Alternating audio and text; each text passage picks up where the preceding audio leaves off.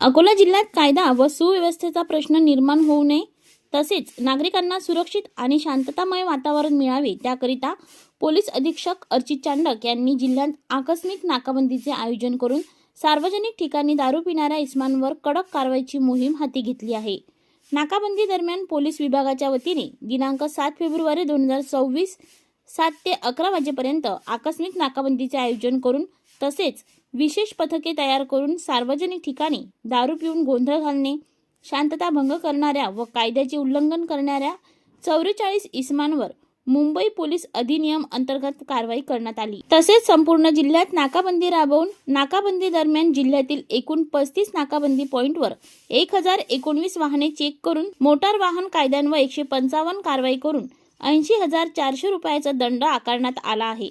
नाकाबंदी करणाऱ्या सर्व उपविभागीय पोलीस अधिकारी यांनी नाकाबंदीच्या ठिकाणी भेटी दिल्या